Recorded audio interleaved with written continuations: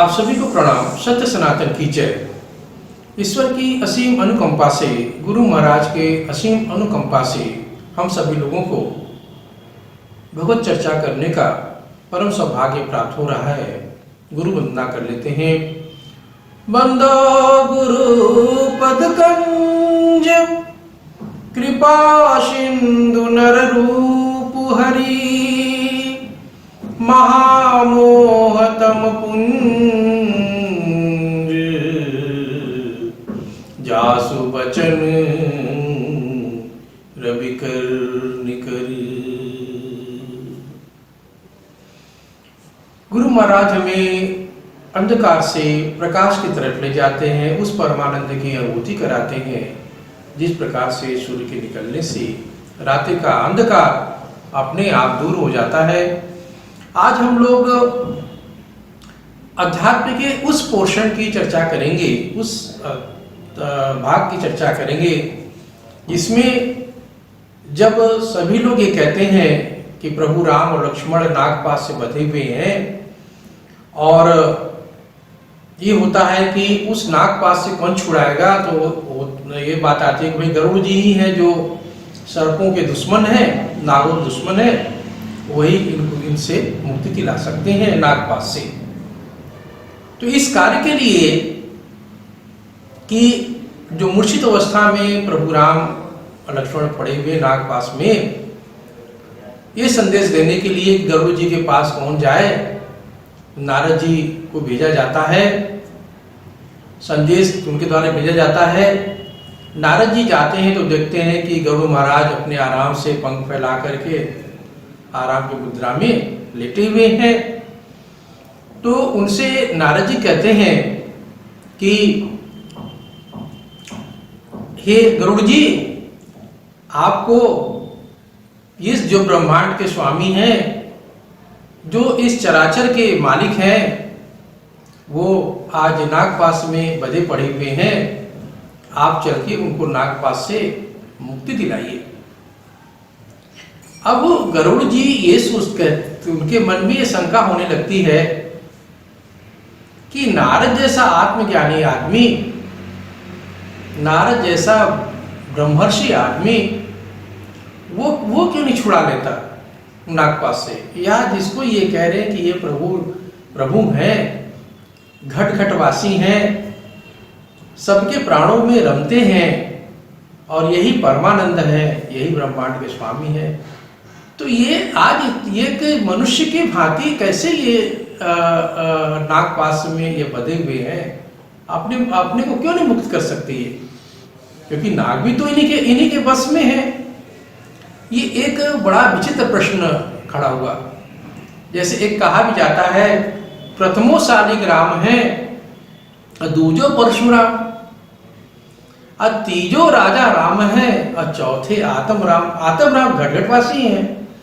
तब उनको ये शंका हो रही है कि ये जो दशरथ के पुत्र ये तो लगता है कि ऐसा है कि झूठ बोला जा रहा है, ये तो सिंपल से एक सामान्य नर है। अब नारद जी से जब गरुड़ जी कहते हैं कि अब ये शंका समाधान करिए, तो कहते हैं कि भैया ऐसा देखो, इस शंका समाधान तो मैं नहीं कर सकता, आप ब्रह्मा जी के पास जाओ। तो वो जो ब्रह्मा जी के, अब गरुड़ जी ब्रह्मा जी के पास जाते हैं, ये प्रश्न रखते हैं। तो ब्रह्मा जी कहते हैं, भाई देखो, मेरे तो भाई 4 मुख हैं और इन चारों मुख से वेदों की ऋचाएं निकलती हैं, और इस बात का आपके शंका समाधान करने की हैसियत हमारे में नहीं है। आप ऐसा करिए, मैं तो चतुरानन हूँ, 4 मुख वाला हूँ, आप पंचानन शिव जी भगवान के पास चाहिए। अब गरुड़ जी को यही भी देखिए अभिमान होता है, वो कहते हैं कि क्या बात है, मेरा प्रश्न इतना कठिन है कि उसका समाधान न नारद जी के पास है न ब्रह्मा जी के पास है। अब ये कह रहे हैं कि अब तुम शिव जी के पास जाओ। जब ये शिव जी के पास जाते हैं, भगवान के पास जाते हैं, तो शिव जी उन्हें रास्ते में मिलते हैं अब शिव जी रास्ते मिलते हैं तो वो कहते हैं कि भाई देखो मैं तो पंचानन हूँ, 5 मुख वाला हूँ। अब ऐसा करो कि यदि तुम कैलाश पर्वत पर आते या मैं तुम्हारे पास आता तो मैं कुछ शंका समाधान कर सकता था, और लेकिन मैं तो रास्ते में हूँ इसलिए कहीं बैठ भी नहीं सकता, मैं कहीं जा रहा हूँ, इसलिए आपके प्रश्न का जवाब हम नहीं दे सकते।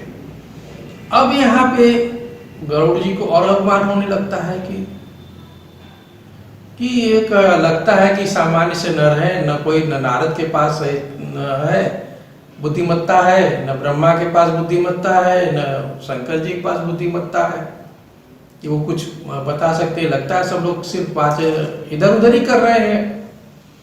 अब वो ये सोच विचार कर रहे हैं तो शंकर भगवान कहते हैं कि अच्छा एक काम करो आप कि आप काकभुशुंडी महाराज के पास जाइए। अब देखिए यहाँ पे प्रश्न उठता है आप हम सभी के मन में कि नारद जी भी सक्षम थे, चतुरानन ब्रह्मा जी भी सक्षम थे उनके प्रश्न का जवाब देने के लिए, शिव भगवान भी सक्षम थे, लेकिन वो क्यों उनको काकभुशुंडी के पास भेजते हैं। अब वो यही प्रश्न पार्वती जी शंकर भगवान से पूछती हैं कि अरे प्रभु ये कैसी लीला कर रहे हैं, ये तो आप तो बता सकते थे हर चीज को, आप क्यों भेज रहे हैं उनके पास। तो शंकर भगवान कहते हैं तुम नहीं जानते हो, इसके अंदर ऐसा अभिमान आ गया है कि यदि मैं इसको और कहीं भेजता हूँ भगवान के पास तो ये कहेगा कि इसके पूरे जग में अपना कहता फिरेगा कि मैं इनके पास गया, उनके पास गया, भगवान के पास गया, कहने को भगवान है लेकिन इनके पास छोटा सा जवाब एक तो नहीं है। तो मैंने इसको क्या किया कि एक कौवे के पास भेजा है, खग जाने खगई की भाषा, यानी एक पक्षी ही दूसरे पक्षी की भाषा समझता है। अब इतना बड़ा गरुड़ जो इसको पक्षी राज हम कहते हैं, अब जब ये एक कौवे के पास जाएगा तो अब इसका अभिमान वहीं पे चूर हो जाएगा और अब ये किसी से ये नहीं कहेगा कि नहीं मेरी शंका का समाधान किसी कौवे ने किया है। अब वो मरता क्या न करता गरुड़ जी, अब वो काकभुशुंडी महाराज के पास जाता है जो एक कौवे के रूप में है। अब वो उनसे वो प्रश्न पूछता है गरुड़ जी कि काकभुशुंडी जी, पहले तो अहंकार रहता है, उनको अनमने मन से प्रणाम करता है और कहता है कि काकभुशुंडी जी जिस प्रश्न का जवाब नारद मुनि नहीं दे सके, ब्रह्मा जी नहीं दे सके, शंकर जी नहीं दे सके, उस प्रश्न का समाधान करने के लिए आपके पास भेजा है। तो काकभुशुंडी महाराज जो कि ब्रह्म ज्ञानी है वो कहते हैं अच्छा ठीक है गरुड़ महाराज जी आप बैठिए, कोशिश करता हूं आपकी शंका का मैं समाधान करूं, लेकिन इस शंका का समाधान करने के पहले मैं कथा आपको सुनाता हूं, आप सब समझने का प्रयास करिए। देखिए मेरे जो गुरु थे वो गुरुजी हमको बार बार कहते थे कि तुम उनका नाम लोमेश था, लोमेश ऋषि नाम था। हमारे गुरु महाराज हमेशा कहते थे कि जो घटघट व्यासी में व्याप्त है उनकी कथा का श्रवण करो, तुम्हें आत्मज्ञान मिलेगा और तुम जो है तुम्हारा जो आवागमन है संसार से वो मुक्त हो जाएगा, तुम परमानंद में विलीन हो जाओगे। वो बार बार प्रभु के नाम का सुमिरन कराने की कोशिश कराते थे, लेकिन ये काकभुशुंडी महाराज अपनी कथा के बारे में कहते हैं, पूर्वजनों की बात कर रहे हैं, गुरु महाराज को समझा रहे हैं कि देखो गुरु महाराज तो मुझे प्रभु राम के नाम का सुमिरन कराते थे। देखिए शब्द को ध्यान दीजिए, प्रभु राम के नाम का सुमिरन कराते थे जिससे हम सभी लोगों का कल्याण होने वाला है। लेकिन मैं क्या करता था कि मैं भगवान शिव का आराधना किया करता था, ओम नमः शिवाय करता रहता था। एक दिन की बात है कि गुरु महाराज आते हैं और मैं भगवान का सुमरन न करके मैं ओम नमः शिवाय कर रहा था। तो अब उसी समय गुरु महाराज आते हैं, तो मैं बैठा ही रह गया। गुरु महाराज का प्रणाम भी नहीं किया, चरण बंदन भी नहीं किया और बैठा रह गया। जबकि गुरु महाराज बड़े दयावान थे, हमारे हर बातों को, पहले पिछले एपिसोड में भी बता चुका हूँ इस बात को, कि वो मेरे हर गलती को क्षमा करते रहते थे, मेरे दुर्व्यवहार को भी गुरु महाराज क्षमा करते रहते थे, ऐसे दयालु थे वो। लेकिन ये बात शंकर भगवान कहते हैं कि हमको बर्दाश्त नहीं हुआ कि इस आदमी के अंदर इतना अहंकार आ गया है कि जो घटघटवासी हैं, जिनके नाम का सुमरण मैं भी करता हूँ, उसको ये समझ नहीं पा रहा है और गुरु की भी अवहेलना कर रहा है। और ऐसा सोच करके शंकर भगवान उसको श्राप देते हैं कि जा निरामूर्ख, तू कौवा बन जा। लेकिन काकभूषुंडी महाराज के जो गुरु महाराज है लोमेश ऋषि, इस श्राप से डर जाते हैं। डरने के बाद बड़ी विनती करते हैं शिव भगवान से कि प्रभु इसको जो है ऐसा कठोर दंड मत दीजिए, इसको मुक्ति का भी उपाय आप बताइए। तो शंकर भगवान कहते हैं कि आप जैसा गुरु है कि इतना दयालु है और ये बेवकूफ समझ नहीं पाता है, ठीक है, आपके प्रभाव से, प्रभु राम के नाम के प्रभाव से इसको क्या है कि इसको प्रभु के पास रहने का समय मिलेगा और ये उनका दर्शन बार बार करता रहेगा। अब देखिए कथा थोड़ी सी लंबी हो जाएगी, लेकिन मैं आपको एक प्रसंग और इसमें जोड़ना चाहूँगा कि अभी रामानंद सागर जी एक जो रामायण सीरियल बना रहे थे, उसमें वो एक शूटिंग के लिए बहुत परेशान थे। वो शूटिंग क्या थी कि एक कौवा चाह रहा था जो बालक रूप में जो राम बने थे उनके साथ खेलने के लिए। अब ये कौवों का इंतजार करते करते उनको लगभग 15-16 दिन बीत गया। कौवे आते थे, जरूर आते थे, झुंड में आते थे, लेकिन सारे कौवे वो भाग जाते थे। अभी बहुत रामानंद सागर जी बहुत निराश हो गए। निराश होने के बाद कहे हाथ जोड़ के कि प्रभु अब आप ही कुछ करिए, क्योंकि इसके बिना तो काम से बहुत अधूरा हो जाएगा। रात भर बेचारे सोचते रहे प्रभु राम के बारे में, और वास्तव में एक कौवा आया और जो वो शूटिंग करना चाह रहे थे, जो बालक जो खेल रहा था, उस बालक के हाथ से वही कौवा रोटी पकड़ता है और लेके चला जाता है।